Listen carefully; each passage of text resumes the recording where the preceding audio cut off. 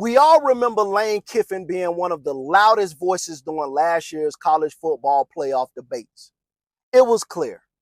Dude hated the committee's decision and the 12-team format altogether. Honestly, I thought some of his outrage was a little prima donna.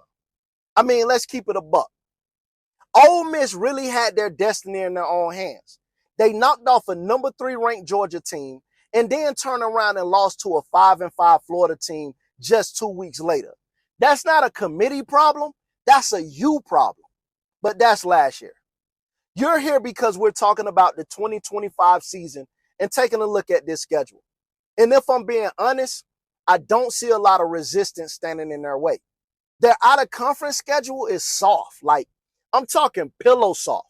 And even their SEC slate isn't brutal compared to others. They get LSU, South Carolina, and Florida at home, and that's exactly how you would want it to be drawn up. Georgia is going to be tough. They're looking for revenge. And like I mentioned in other schedule breakdowns, Oklahoma is going to be a very difficult out this year.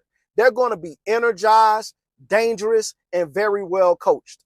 Now, the big question is, can Ole Miss make the playoff? I mean, it's possible, but if we keeping it 100, as much as Lane Kiffin talk a big game, every year his team loses a what the hell just happened type of game. It's like the reverse of James Franklin at Penn State. Franklin struggles when it comes to those elite ranked teams, but he always takes care of business against those teams he should defeat.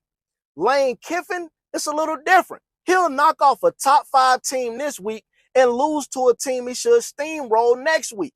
Maybe this year will be a little different. Maybe Ole Miss will find the maturity that they've been missing when it matters the most. If they do, there's no reason they can't go on a serious run. But I want to hear from you. Can Ole Miss win the SEC this year? And what about Kiffin's playoff rant? Do you think it was justified, or was he being a little salty? Drop your thoughts in the comments. Smash that like button whether you agree or disagree. And yo, don't forget, we're on track to try to hit these 200 subscribers. So if you're feeling the page, hit that subscribe button and become a part of the Tailgate Nation, where we talk the game and live the hype.